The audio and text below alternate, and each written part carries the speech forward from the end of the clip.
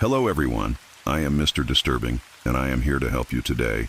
I know you use this video to fall asleep, so before that, like the video and subscribe to the channel. Also, where are you from and what time are you watching? Now get comfortable and relax. The story name, Fire Tower. My cousin Danny had this theory about places that feel wrong. He'd say some locations hold on to things, memories, energies, whatever you want to call them, like fabric holds on to smoke. The mountains of West Virginia were full of such places, he claimed, where the old world pressed up against the new one, thin as tissue paper. I thought it was bullshit, mostly. Danny was always the type to read too much into things, to find patterns where none existed. But I loved him for it. He made ordinary hiking trips feel like expeditions into unknown territory, even when we were just walking the same trails we'd explored since we were kids. The summer after my junior year at Marshall, Danny called me with a proposition. He'd been researching abandoned fire watchtowers in the region, cross-referencing old forestry maps with satellite imagery. There was one, he said, about 15 miles northwest of Beckley, accessible only by a series of increasingly faint logging roads and then a steep climb through unmarked forest. The tower itself dated back to the 1940s, constructed during the height of fire season paranoia that gripped the state after a series of devastating blazes. It had been decommissioned in the 70s when newer technology made such outposts obsolete, but the structure remained intact. 60 feet of steel lattice rising from a rocky outcrop, topped with a small cabin where fire watchers once spent their solitary weeks scanning the horizon for the first wisps of smoke. Danny had been planning the trip for months, gathering topographic maps, studying weather patterns, even researching the history of the area. He'd discovered that the tower sat on what had once been Cherokee hunting grounds, later the site of a small settlement that had been abandoned sometime in the 1920s. The reasons for the abandonment were unclear. Economic hardship, probably, though Danny had found references to strange occurrences in a few local newspaper clippings from the era. I agreed to go partly because I was bored, partly because I missed spending time with Danny, and partly because something about the project intrigued me despite my skepticism. We planned to hike in on a Friday afternoon, spend the night in the tower cabin, and return Saturday evening. A simple overnight trip. Nothing more adventurous than we'd done dozens of times before. The first sign that this trip would be different came during the drive. We took Danny's beat-up Subaru, winding through increasingly narrow mountain roads as the afternoon wore on. The pavement gave way to gravel, then to dirt, and finally to what could barely be called a road at all, more like a path carved by decades of erosion and the occasional ATV. We parked at the end of the drivable track, where the forest seemed to close in around us like a fist. The air was thick with humidity and the smell of decomposing leaves, that rich organic scent that permeates Appalachian summers. But underneath it was something else, something that made me pause as I shouldered my pack. Danny was already studying his GPS, cross-referencing it with the hand-drawn map he'd created from his research. The tower was still 3 miles away, accessible only by a trail that appeared on no official maps. We'd have to navigate by compass and instinct, following ridgelines and creek beds through forest that grew denser with each step. The hike began easily enough.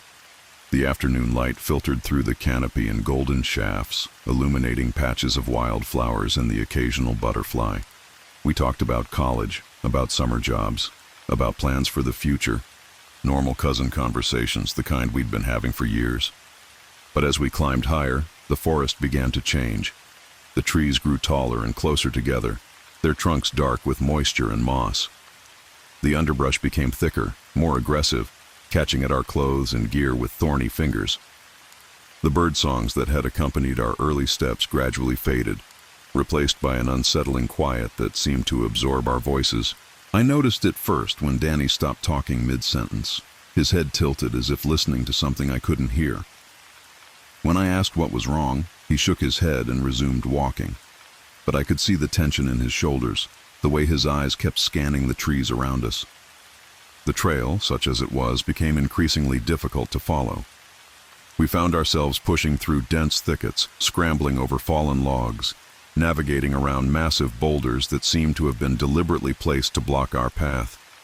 More than once we had to backtrack when what looked like a clear route ended in an impassable tangle of vegetation or a steep drop-off.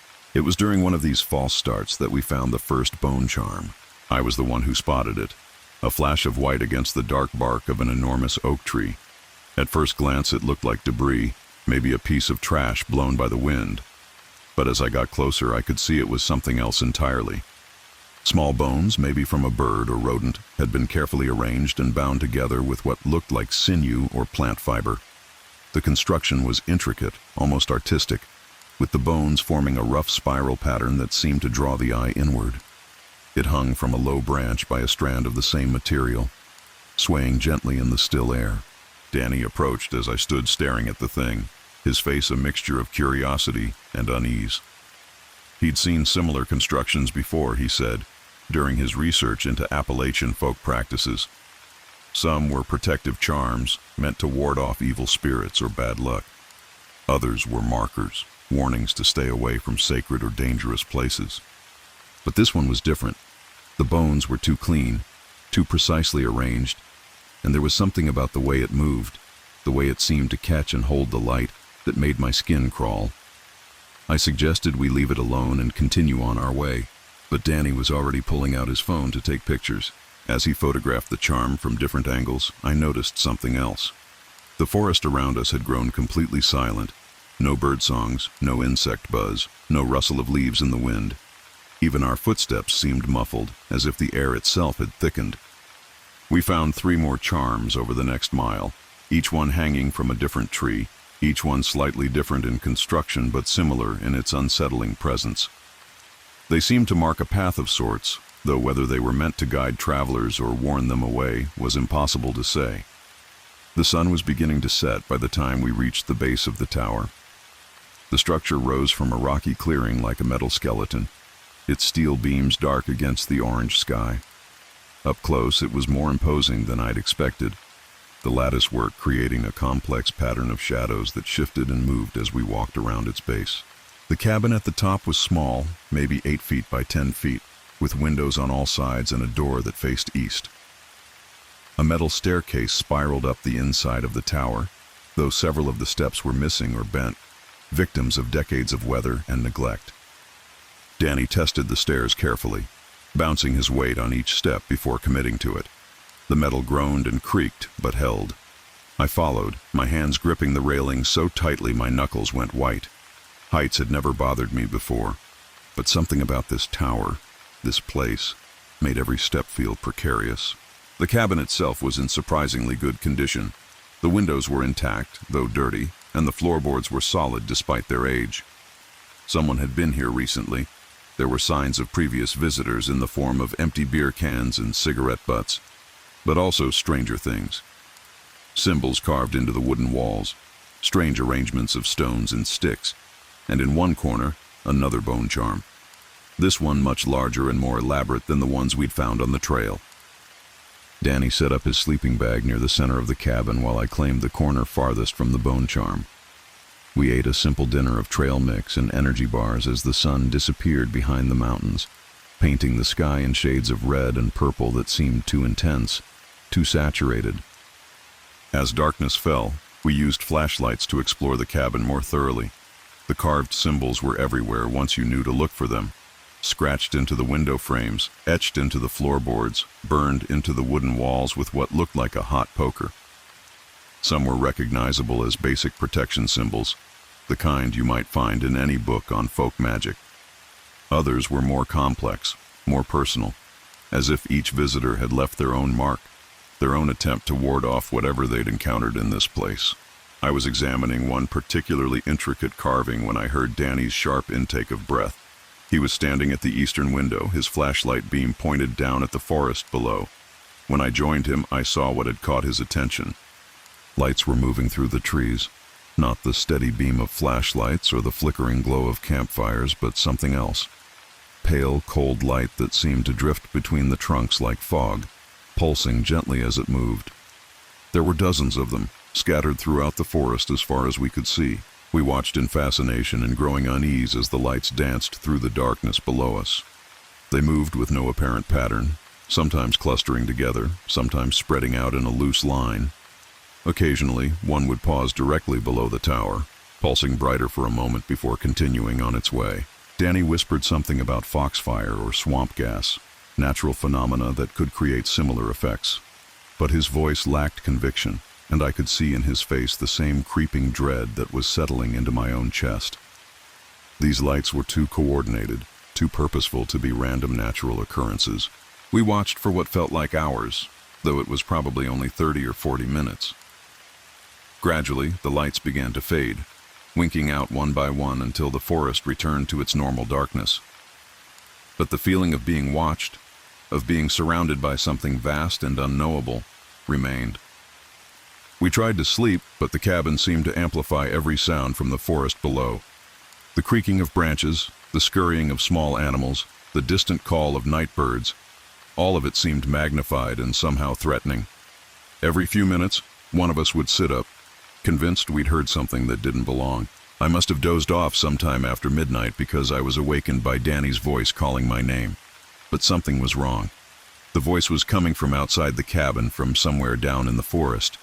And Danny was lying in his sleeping bag not 3 feet away from me, his breathing deep and regular with sleep. I lay perfectly still, listening. The voice came again, clearer this time, definitely calling my name. It sounded exactly like Danny, same tone, same inflection, same slight rasp from years of cigarettes. But Danny was asleep beside me. I was sure of it. The voice called a third time, and now I could tell it was coming from the base of the tower. Someone, or something, was down there, using Danny's voice to call to me. The realization sent a chill through my body that had nothing to do with the cool mountain air. I reached over and gently shook Danny awake. His eyes opened immediately, alert and frightened, as if he'd been having his own bad dreams.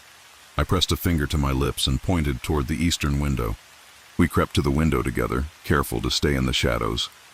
The forest below was dark and still, but as we watched, a pale figure emerged from the tree line. It was tall, unnaturally tall, with limbs that seemed too long for its body. It moved with a strange, jerky gait, as if it were still learning how to walk. The thing stopped directly below the tower and looked up at us. Even in the darkness, I could see its face, or what should have been its face. The features were human but wrong, as if someone had tried to sculpt a person from memory and gotten the proportions slightly off. The eyes were too large, the mouth too wide, the nose too flat. And then it spoke, and the voice that came out was Danny's voice, perfect in every detail. It called my name again, asking me to come down, saying it had found something amazing, something I needed to see. The words were Danny's words, the phrasing was his phrasing, but they were coming from this impossible creature that stood swaying in the darkness below. Danny grabbed my arm, his fingers digging into my flesh. He was staring at the thing with a mixture of terror and fascination, his face pale in the moonlight. We both knew what we were seeing was impossible, but there it was, undeniably real and undeniably wrong. The creature tried a different approach. It began to plead, using Danny's voice to beg me to come down, saying it was hurt, saying it needed help. The emotional manipulation was perfect, exactly the kind of thing Danny would say if he were actually in trouble. But the thing delivering the words moved with that same unnatural gait, its head tilted at an angle that would have been impossible for a human being. We watched in horrified silence as the creature began to circle the tower, always staying just at the edge of the clearing, always looking up at us with those two large eyes. It tried different voices now. My mother's voice, my father's voice, voices of friends and teachers and people I'd known throughout my life. But somehow it always returned to Danny's voice, as if it knew that was the one most likely to draw me down. The psychological pressure was immense. Part of my brain insisted that this was just Danny, that he was sleepwalking or having some kind of breakdown, that I needed to go down and help him. But the rational part of my mind could see the creature's impossible anatomy, could hear the slight echo in its voice that suggested the words were being played back rather than spoken. The creature grew more agitated as the night wore on. It began to pace more quickly, its movements becoming more erratic. At one point, it threw back its head and made a sound that might have been laughter, but it was too high, too sharp, lasting too long to be human. Then it began to climb. Not up the stairs. We would have heard the metal groaning under its weight. Instead, it began to ascend the outside of the tower, its impossibly long fingers finding purchase on the steel beams. We could hear the scrape of its claws against the metal, the soft grunt of effort as it pulled itself up beam by beam. Danny and I looked at each other in pure terror. We were 60 feet up, with nowhere to go but down. The creature was climbing steadily, methodically, and we could hear it getting closer with each passing second. The sound of its ascent was unlike anything I'd ever heard. The scraping of claws on metal, the soft whisper of its breathing, the occasional grunt of effort. But underneath it all was something else. A sound like static or white noise, as if the air around the creature was somehow different, somehow wrong. I grabbed my flashlight and shone it down through the window, trying to get a better look at the thing. The beam caught it about halfway up the tower, and what I saw made my blood freeze. The creature's body was even more distorted than I'd realized. Its spine curved in a way that suggested it was built for climbing, for moving through trees and across rock faces. Its skin was pale and smooth, almost translucent, and I could see dark veins running beneath the surface like rivers on a map. But it was the eyes that terrified me most. They reflected the flashlight beam like an animal's eyes, but they held an intelligence that was undeniably human. This thing knew what it was doing. It understood our fear, fed on it, used it against us. Danny was already moving, grabbing his pack and heading for the door. Our only chance was to get down the stairs before the creature reached the top, to make it to the forest while it was still climbing. It was a desperate plan, but it was the only one we had. The metal stairs rang under our feet as we descended, the sound echoing through the night air. I could hear the creature's claws scraping against the outer beams, could sense it adjusting its climb to intercept us. We were in a race now, pure and simple, and I wasn't sure we were going to win. We reached the bottom of the stairs, just as the creature's head appeared at the top of the tower. It let out a sound of frustration, a noise that was part scream and part roar, and began to descend much faster than it had climbed. We didn't look back. The forest was a maze of shadows and obstacles, but we ran anyway, crashing through undergrowth, stumbling over fallen logs, our flashlight beams dancing wildly as we tried to navigate back to the trail. Behind us, I could hear the creature reaching the ground, could hear it begin to pursue us through the trees. The thing was fast, faster than anything human-sized had a right to be, but it was also unfamiliar with the terrain, and we had the advantage of desperation. We ran like we'd never run before, our lungs burning, our legs screaming, our hearts pounding so hard I thought they might burst. The bone charms we'd found on the way up took on new meaning as we fled past them in the darkness. They weren't just markers or decorations.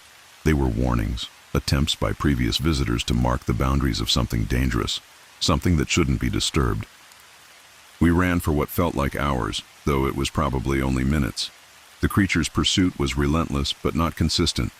Sometimes it seemed to be right behind us. Sometimes it felt distant.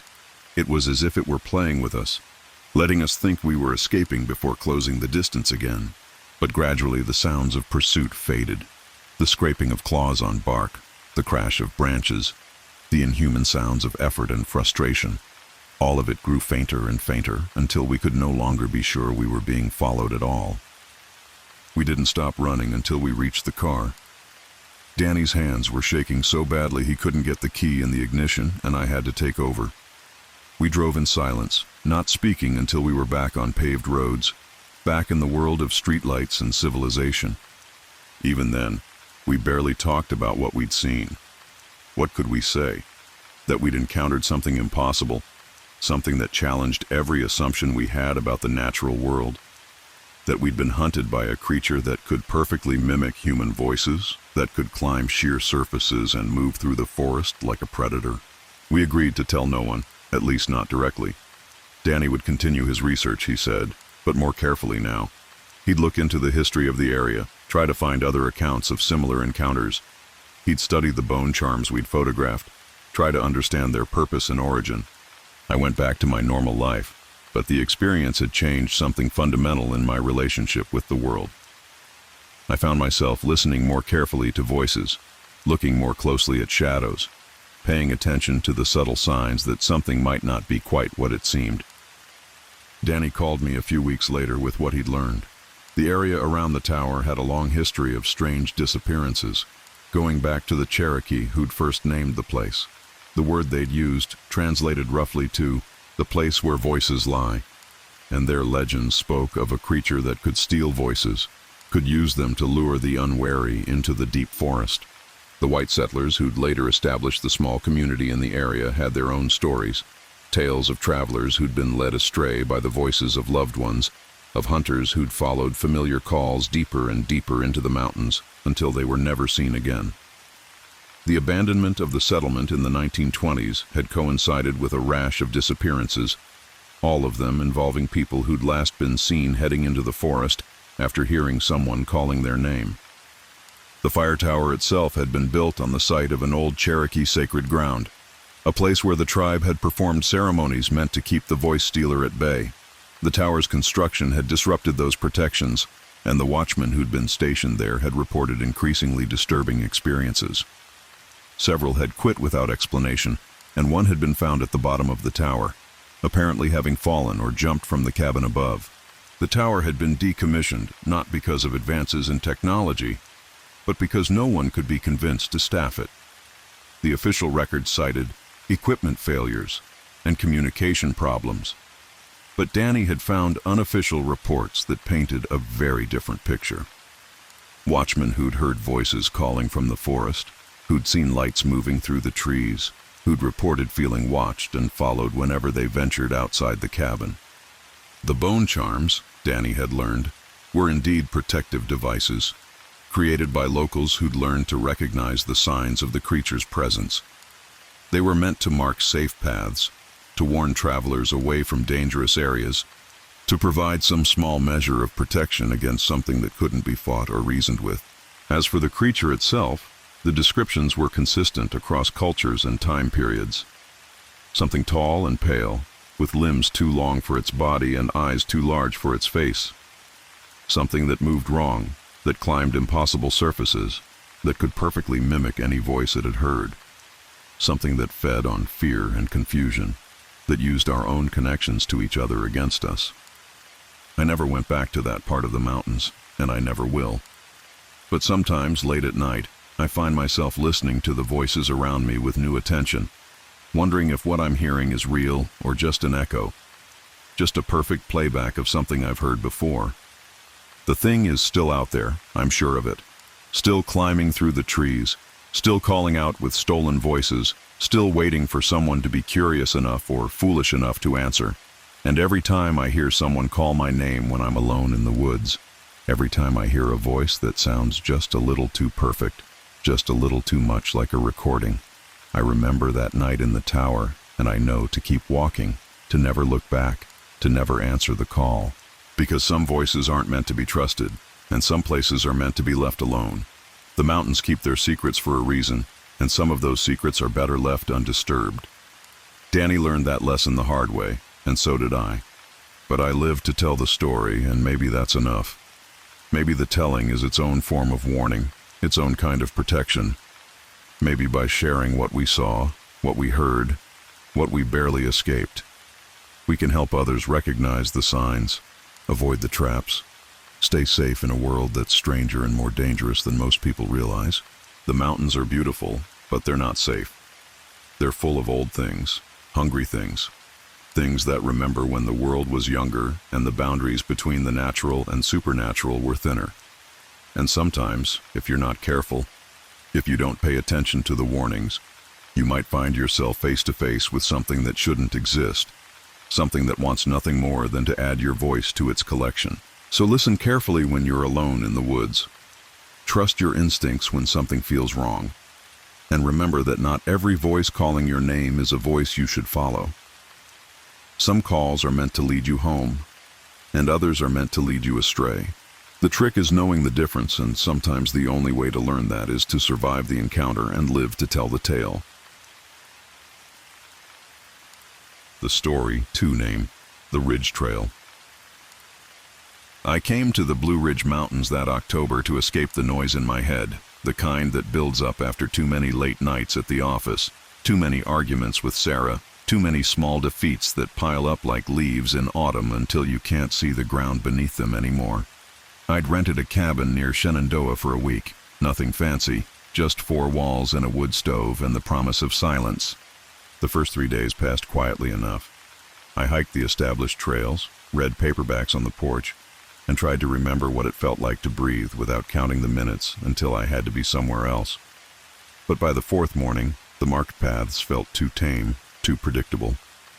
I wanted something that didn't appear on the tourist maps, something that would require me to pay attention to where I was instead of where I needed to be.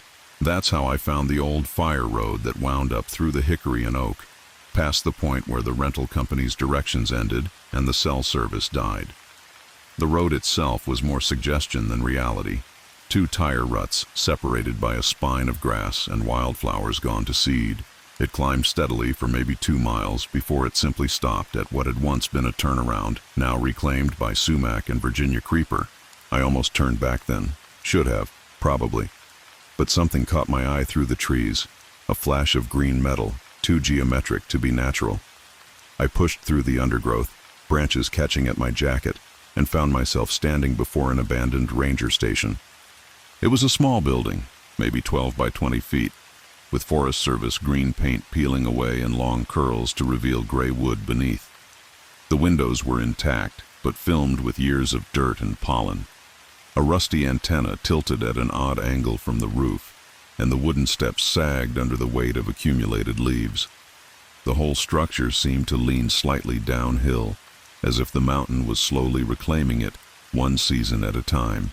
The door hung open, darkness visible beyond. I called out, more from habit than expectation, and heard my voice absorbed by the trees without echo. The silence that followed felt different from the comfortable quiet I'd grown used to. Thicker somehow, more deliberate. I stepped onto the porch, testing each board before committing my full weight. Inside, the station was stripped bare except for a metal desk pushed against one wall and a topographical map still pinned to a bulletin board, its edges curled in yellow. The map showed this section of the mountains in detail, with elevations marked in brown contour lines and hiking trails traced in red. Most of the trails I recognized from my own maps, but there was one that I didn't. A thin dotted line that began just behind the station and wound up toward a ridge, marked only with an elevation, 3,147 feet. I studied the map for several minutes, trying to orient myself. According to the contours, the trail climbed steeply for about a mile before leveling off along the ridge. There was no destination marked, no campground or scenic overlook, just the line disappearing into the edge of the map. Someone had drawn a small circle in pencil near where the trail ended, but there was no legend to explain what it meant. The air inside the station was stale and cold, carrying the mineral smell of old wood and rust. I was about to leave when I noticed something else. Fresh scratches in the dust on the floor, as if someone had been dragging something heavy across the boards. The marks led from the door to the back wall and disappeared beneath the desk. I moved the desk aside, my hands coming away gray with dust, and found a trapdoor set into the floor. The wood was newer than the surrounding boards, and there was a simple latch instead of a lock. I lifted it and peered down into darkness that smelled of earth and old air. A wooden ladder descended about 8 feet to what looked like a root cellar or storage space. My phone's flashlight revealed shelves lined with canned goods, their labels faded but readable: beans, corn, peaches in heavy syrup. Emergency supplies, probably left by whoever had maintained this station. There was nothing unusual about it, nothing that would explain the scratches in the floor above. But as I climbed back up, I noticed something I'd missed: gouges in the wooden ladder rungs, as if something with claws had climbed up and down repeatedly. Back outside, the afternoon light seemed harder, more brittle. I walked around the station until I found where the trail began, or what remained of it. It was barely visible, more of a deer path than anything meant for human feet, winding upward through mountain laurel and rhododendron. Someone had tied faded orange surveyor's tape to branches at irregular intervals, the plastic weathered and torn but still marking the way. I should mention that I'm not an inexperienced hiker. I'd spent summers in Colorado, had good boots, and knew how to read terrain. But something about this trail felt wrong from the first step. The path was too narrow in some places, forcing me to push through branches that scratched at my face and caught at my pack. In other places, it widened unexpectedly into clearings where the undergrowth had been flattened, as if large animals bedded down there regularly. The orange markers appeared and disappeared according to no logic I could discern, sometimes clustered together on a single tree, sometimes absent for long stretches that left me guessing at the route. The climb was steeper than the map had suggested. Within half an hour, my legs were burning and my shirt was soaked with sweat despite the cool air. The trees pressed close on both sides, creating a tunnel of green shadow that muffled sound and made it difficult to judge distances. I stopped frequently to rest and check my progress, but the ridge seemed to recede ahead of me like a mirage. It was during one of these rest stops, maybe an hour into the climb, that I first heard the sound.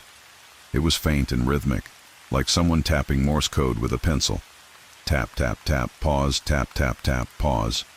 I stood perfectly still, trying to locate the source, but it seemed to come from everywhere at once. Ahead of me, behind me, above me in the canopy.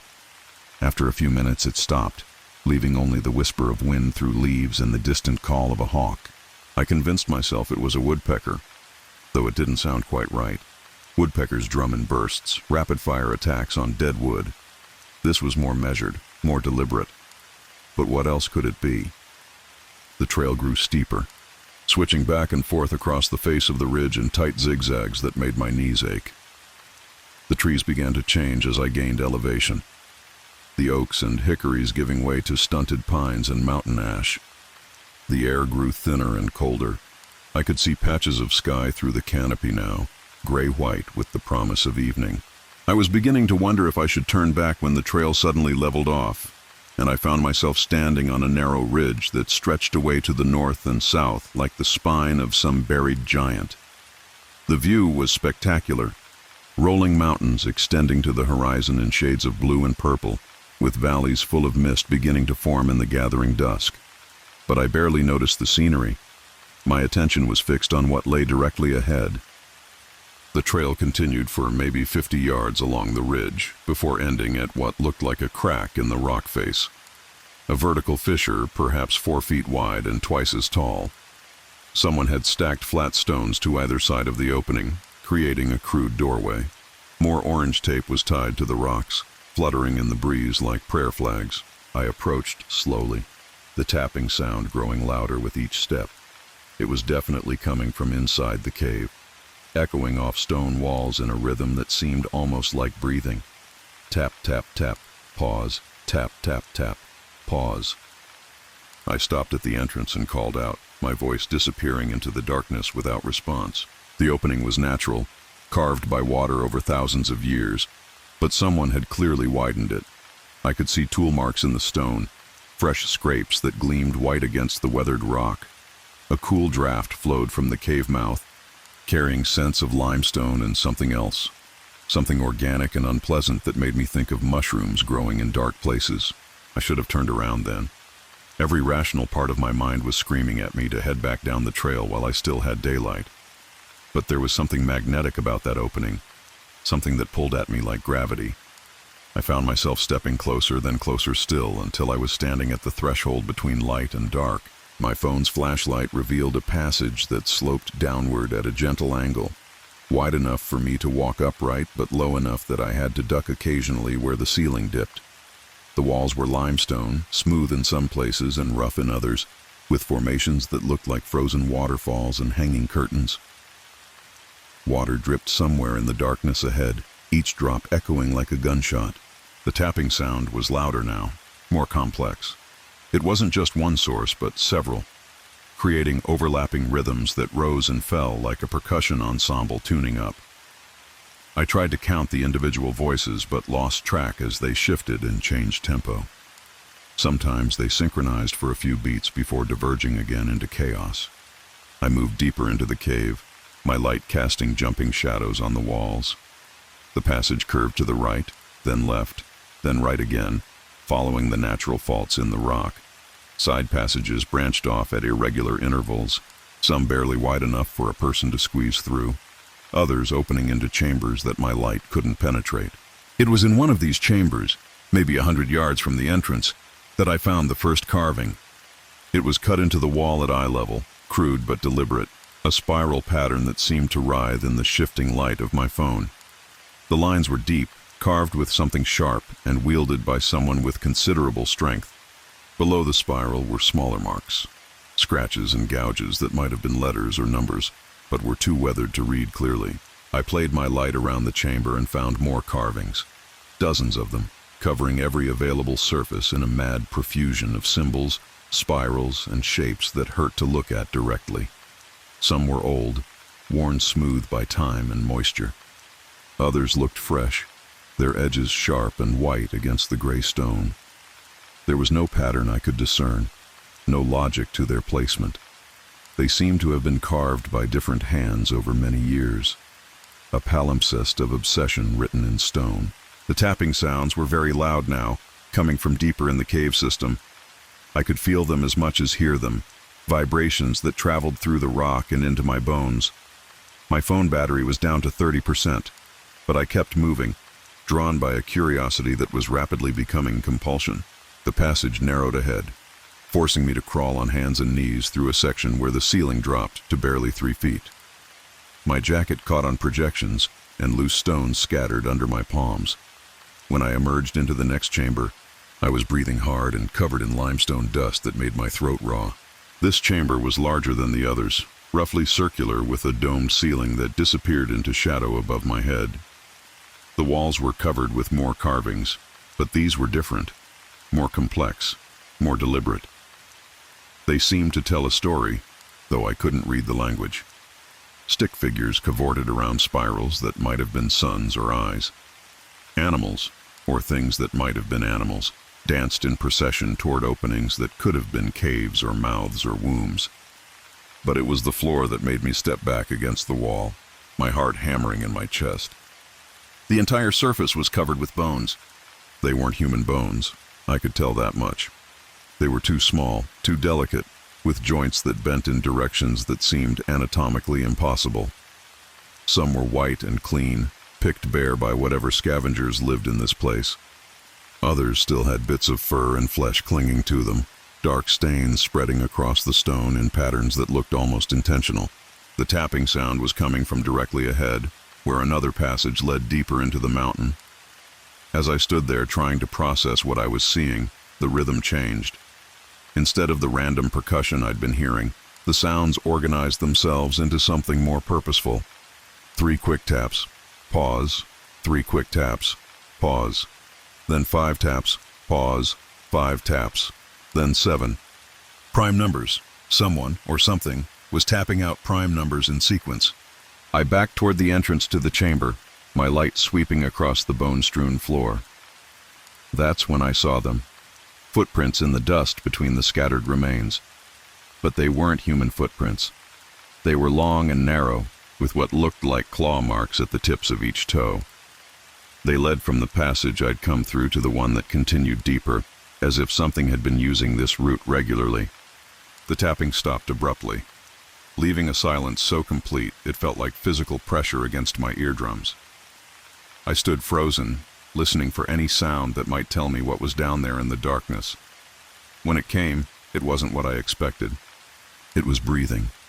Slow, deep respirations that echoed off the stone walls like wind through a cave mouth. But there was something wrong with the rhythm. The exhalations lasted too long. The pauses between breaths were too short. It sounded like something trying to mimic human breathing, but getting the timing wrong. I turned to leave and found myself face to face with something that should not have existed. It stood in the passage I'd come through, blocking my exit. In the harsh LED light of my phone, it looked like a man who had been stretched and twisted by some cosmic torture device. It was tall, maybe 7 feet, but hunched over so that its knuckles nearly touched the ground. Its limbs were too long for its torso, joints bending at angles that made my stomach lurch. But it was the face that nearly made me drop the phone. It had no features, no eyes, no nose, no mouth. Just smooth white skin stretched over a skull that was the wrong shape entirely. The head was elongated, tapering to a point at the back like an egg balanced on end. But somehow I knew it was looking at me, studying me with senses I couldn't comprehend. We stared at each other, if you can call it staring when one of the participants has no eyes, for what felt like hours but was probably only seconds. I could hear my own breathing, ragged and too fast, echoing off the chamber walls. The thing made no sound at all, as still as the stone around us. Then it moved. It didn't walk or crawl or hop. It flowed like water, its impossibly long limbs bending and stretching in ways that made my vision blur. One moment it was at the passage entrance. The next it was halfway across the chamber, picking its way delicately between the scattered bones. Its movements were utterly silent, despite its size. I stumbled backward, deeper into the chamber, my light swinging wildly as I tried to keep the thing in sight. It followed at the same measured pace, neither hurrying nor lagging behind. There was something patient about its approach, like a predator that knew its prey had nowhere to run. My back hit the far wall, and I realized I was trapped. The only other exit was the narrow passage where the breathing sounds had come from, and I had no desire to find out what else might be lurking in the depths of this place. The thing was close enough now that I could see details I wished I couldn't. Its skin wasn't just white, it was translucent. I could see dark shapes moving beneath the surface, what might have been blood vessels or organs or something else entirely. The flesh seemed to ripple and shift as I watched, as if it wasn't quite solid. Its hands ended in fingers that were too long and had too many joints, each one tipped with what looked like bone grown into sharp points. But it was the smell that finally broke my paralysis. As it drew closer, a stench rolled off it like heat from a furnace. The smell of deep caves and stagnant water and things that had been dead for a very long time. It was the smell of the earth's bowels, of places where sunlight had never touched stone. I don't remember deciding to run. One moment I was pressed against the wall, hypnotized by the thing's impossible anatomy, and the next I was diving between its legs and scrambling across the bone-littered floor toward the passage I'd come from. I heard, or felt, it turning behind me, but I didn't look back. The crawl space that had seemed difficult on the way in was nearly impossible going out. Panic made me clumsy, and I scraped my back raw against the ceiling as I forced myself through the narrow opening. Behind me, something was moving through the passage with fluid grace, making no sound but somehow filling the space with its presence. I emerged into the larger chamber and ran, my phone's light bouncing crazily off the carved walls. The beam was growing dimmer. My battery was dying, and soon I would be alone in the dark with whatever was following me. The thought gave me strength I didn't know I had, and I sprinted through the twisting passages toward the blessed gray light of the entrance. I burst from the cave mouth like a cork from a bottle, stumbling onto the ridge in the gathering dusk. The sun had set while I was underground, and the mountains were silhouetted against a sky the color of old blood. I ran along the ridge trail without looking back, my lungs burning in the thin air. The descent was treacherous in the failing light. I fell twice, tearing my jacket and scraping my hands on loose stone. But I kept moving, driven by the certainty that something was following me through the darkness. I couldn't hear it over the sound of my own ragged breathing and the crunch of leaves under my boots, but I could feel it back there, patient and persistent as erosion. I didn't stop running until I reached the abandoned ranger station. Only then did I risk a look over my shoulder at the dark ridge rising behind me. Nothing moved against the star-filled sky, but I had the unsettling feeling that something was watching me from the shadows. My phone was completely dead by the time I reached the car. I drove back to the cabin with the windows up and the doors locked, checking the rearview mirror compulsively. Every shadow seemed to hide something pale and impossible.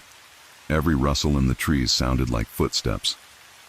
I left the mountains the next morning, 3 days early.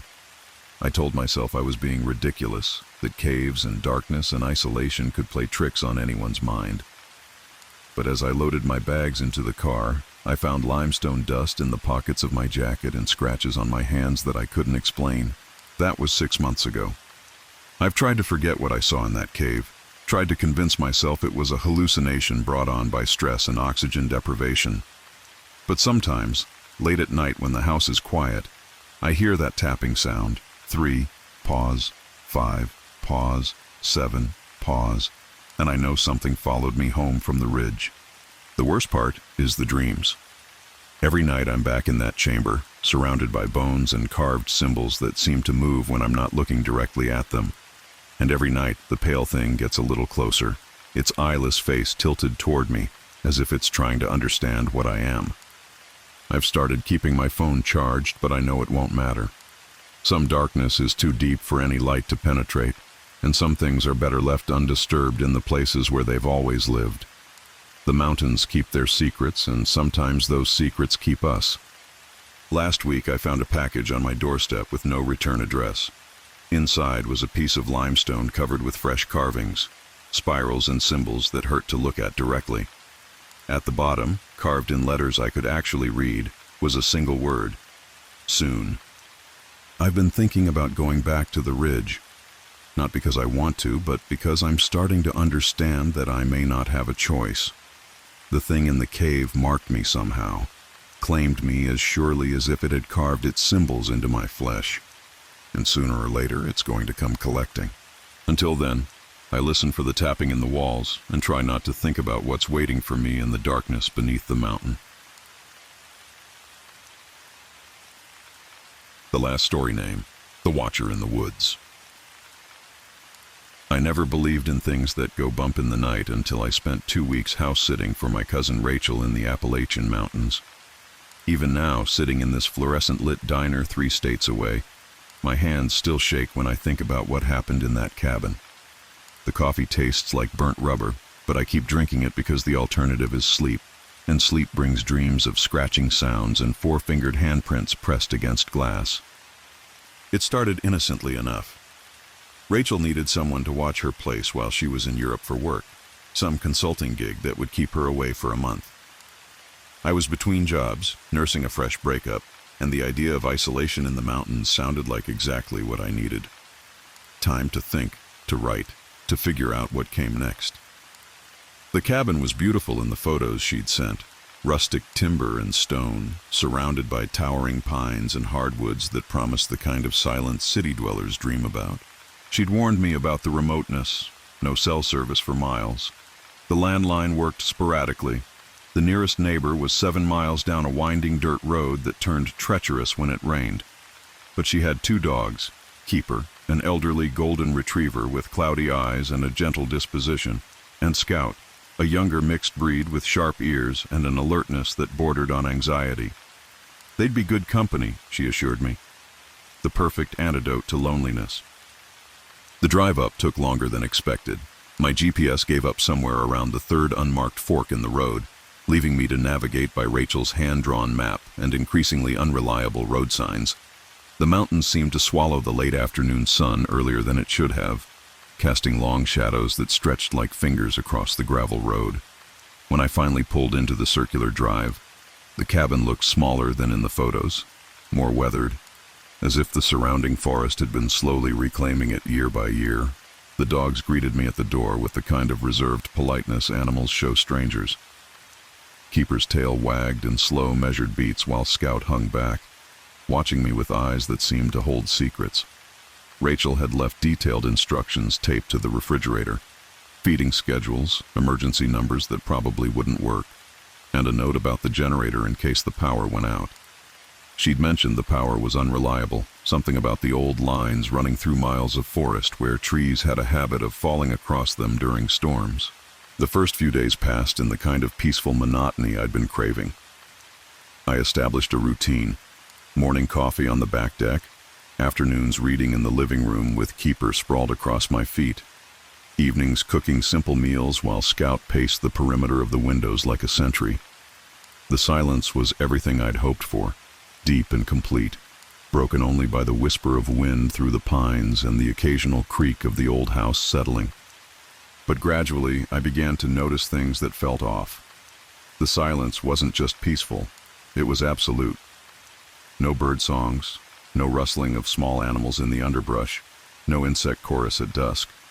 It was the kind of quiet that made your ears ring, that made you hold your breath without realizing it. Even the dogs seemed affected by it. They'd stand at the windows, ears pricked, staring into the forest with an intensity that made the hair on my arms stand up. The first real incident happened on my 5th night. I was reading in bed when the lights flickered once, twice, then died completely. The sudden darkness was so complete it felt solid, pressing against my eyes like a weight. The silence that followed was different from the usual quiet, expectant, like the forest was holding its breath. I fumbled for my phone's flashlight and made my way downstairs to check the circuit breaker. The basement was smaller than I'd expected, with a low ceiling that made me duck as I descended the creaking wooden stairs. The breaker box was mounted on the far wall, surrounded by the usual basement clutter. Holiday decorations, paint cans, tools arranged with the kind of precision that spoke of someone who rarely used them. The main breaker had indeed tripped, but as I reached to reset it, my flashlight beam caught something that made my stomach drop. Scattered on the concrete floor beneath the electrical panel were bones. Small ones, like from a bird or squirrel, picked clean and white. But they were arranged in a deliberate pattern, a rough circle with what looked like scratch marks radiating outward like the spokes of a wheel. The marks were fresh, gouged deep into the concrete as if something with claws had been digging frantically at the floor. I reset the breaker with shaking hands, and when the lights flickered back to life, I half expected the bones to be gone, to discover they'd been a trick of shadows and imagination, but they were still there, undeniably real, undeniably wrong. I gathered them into a trash bag, telling myself they were probably just the remains of some animal that had gotten trapped down there and died. But even as I swept up the bone fragments, I couldn't shake the feeling that I was being watched. The dogs were waiting for me at the top of the basement stairs, both of them pressed against the door with their ears flat against their heads. Keeper, who had never shown fear in the days I'd known him, was trembling. Scout's lips were pulled back in a silent snarl, revealing teeth that seemed too sharp in the overhead light. They followed me back to the living room but refused to settle, instead positioning themselves at different windows, their bodies tense with anticipation. Sleep didn't come easily that night. Every sound seemed amplified, the house creaking, branches scraping against the roof, what might have been footsteps on the deck outside. I found myself checking the locks repeatedly, though I couldn't have said what I was afraid of. When I finally drifted off, it was to dreams of scratching sounds and the feeling of being watched by eyes I couldn't see. The next morning brought no relief. The feeling of wrongness had settled over the cabin like a heavy blanket, and even the arrival of dawn couldn't dispel it entirely. The dogs were different now, jumpy, refusing to go outside except when absolutely necessary, and even then only reluctantly. Scout had developed a habit of growling at empty corners, his hackles raised at invisible threats. It was on the 7th night that I found the handprints. I'd been washing dishes when I noticed the dogs both staring fixedly at the sliding glass door that led to the back deck. Their bodies were rigid, every muscle coiled with tension. Following their gaze, I saw nothing at first, just my own reflection wavering in the glass and the darkness beyond. But as I moved closer, angling the light just right, I saw them. Handprints, pressed against the outside of the glass at about chest height. But they were wrong in a way that made my brain struggle to process what I was seeing. The prints were small, child-sized, but the fingers were too long, too thin, and there were only 4 of them on each hand. No thumbs. Just 4 elongated digits that had left greasy smears on the glass, as if whatever had made them had been pressing its face against the window, trying to see inside. I backed away from the door, my heart hammering against my ribs. The prints hadn't been there earlier, I was certain of that.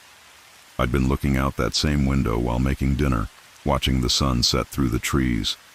These were fresh, made while I'd been standing just feet away, washing dishes and humming absently to myself. The implications hit me like a physical blow. Something had been outside watching me. Something with hands that weren't quite human, pressing against the glass while I moved around the kitchen, completely unaware of being observed. The thought made my skin crawl, made me want to scrub myself clean even though I hadn't been touched. I checked every lock twice that night, pulled curtains across windows that had no curtains, and moved a chair against the front door even though it had a deadbolt. The dogs seemed to sense my fear and pressed close, one on either side of me as I sat on the couch, too wired to even attempt sleep. Keeper's breathing was labored, as if the stress was affecting his old heart, while Scout maintained his vigil at the windows, occasionally letting out low whines that made my nerves feel like exposed wires. The tapping started around midnight. It began as a soft, rhythmic sound from somewhere above. Tap, tap, tap, like fingers drumming against wood. At first, I tried to convince myself it was just a branch scraping against the roof, but branches don't maintain such a steady rhythm. The sound moved, traveling from one end of the cabin to the other with deliberate precision. Whatever was making it was large enough to move across the roof without falling through, but light enough that the old timbers barely creaked under its weight. The tapping continued for hours, sometimes stopping for long stretches that were somehow worse than the sound itself. During those silences, I'd strain my ears, wondering if it had gone away, only to have it resume with renewed intensity. Scout began pacing in tight circles, his claws clicking against the hardwood floor in a counterpoint to the sounds from above. Even Keeper, despite his age and usual calm, couldn't settle, shifting position restlessly and letting out occasional low growls that seemed to come from somewhere deep in his chest. By dawn, the tapping had stopped, but the feeling of being watched remained. I made coffee with shaking hands and stood at the kitchen window, looking out at the forest that surrounded the cabin. The trees seemed closer than they had been, their branches reaching toward the house like grasping fingers. And there, at the edge of the clearing, I could swear I saw movement, something pale and quick that vanished the moment I tried to focus on it. The handprints on the glass door had multiplied overnight. Now there were dozens of them, layered over each other at different heights as if something had been moving up and down the length of the door, pressing its face and hands against the glass. Some were smeared, as if whatever had made them had been sliding along the surface. Others were clear and distinct, showing the unsettling detail of those elongated, thumbless fingers.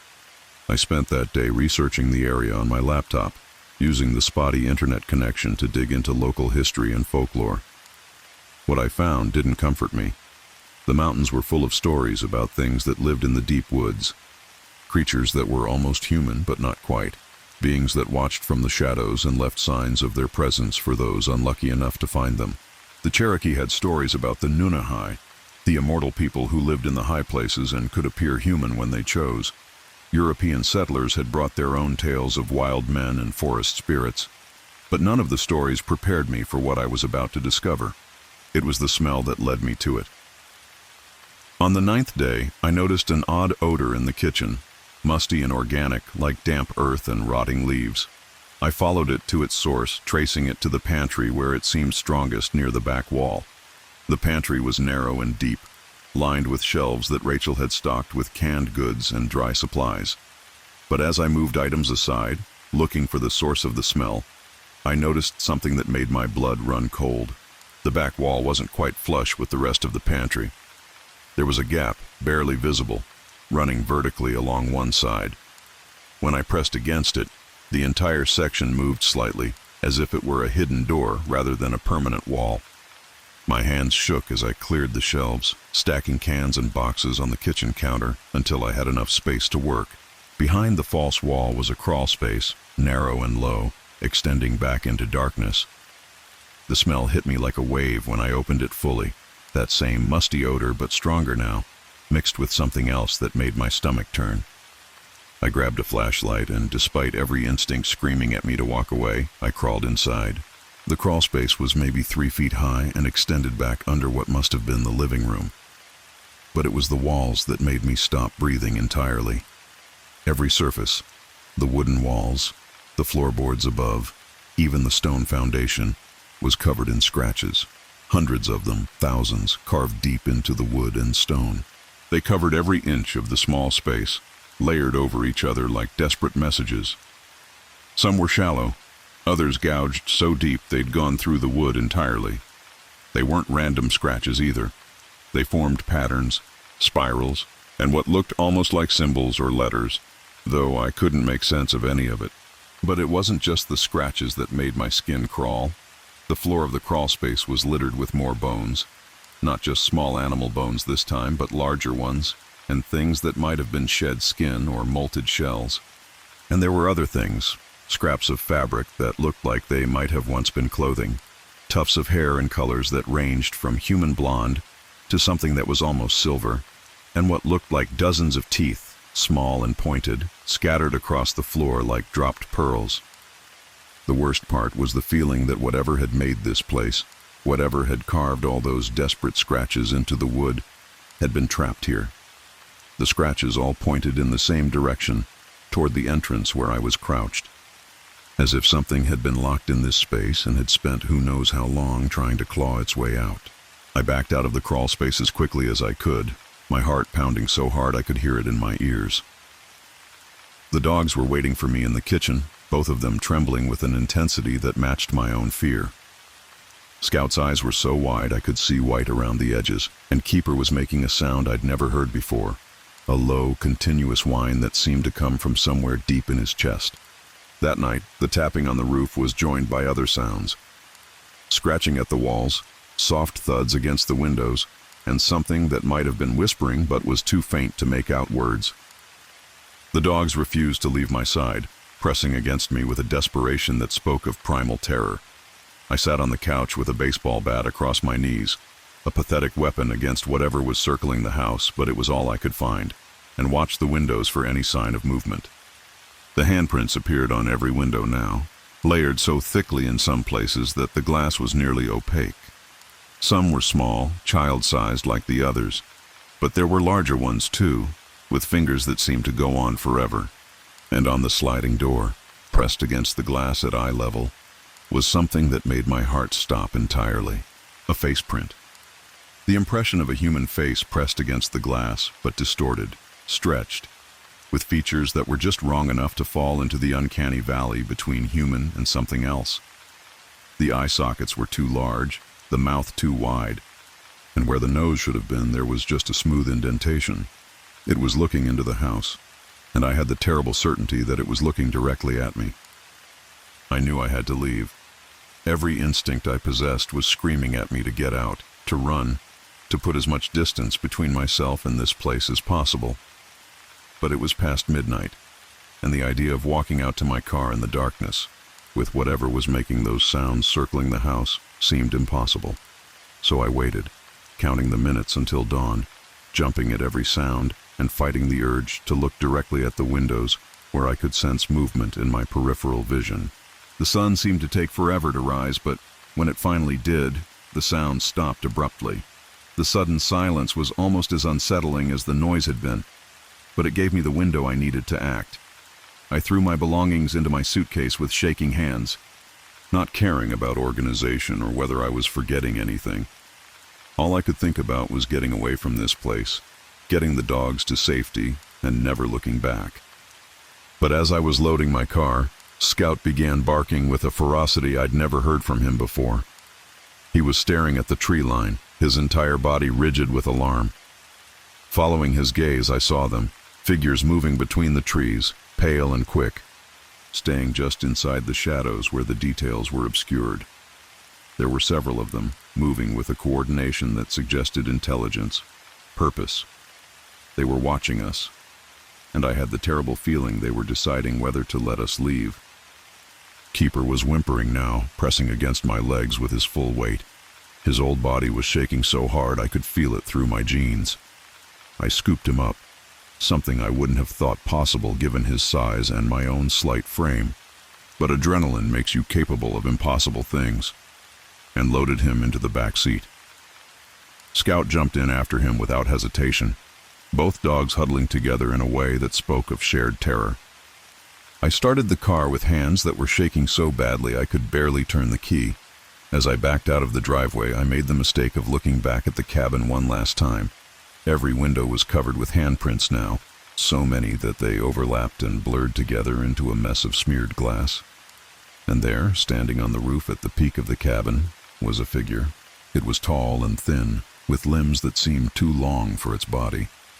Its skin was pale, almost luminescent in the morning light, and its hair hung in long, tangled strands that moved in a wind I couldn't feel. But it was the way it stood that made my breath catch in my throat, perfectly still, perfectly balanced, as if gravity affected it differently than it did everything else. It was watching me leave, and though I couldn't make out its features from that distance, I knew it was smiling. I drove faster than I should have down that winding mountain road, the dogs silent in the back seat, all of us too traumatized to do anything but focus on getting away. I didn't stop until I reached the main highway, and even then, I kept driving until I found this diner, this bright, fluorescent lit space full of normal people living normal lives. Rachel called me 2 days later. She was cutting her trip short, she said, due to a family emergency. She'd heard from a neighbor that there had been some kind of problem with the cabin. Broken windows, signs of vandalism. She asked if I'd noticed anything unusual during my stay. I told her no.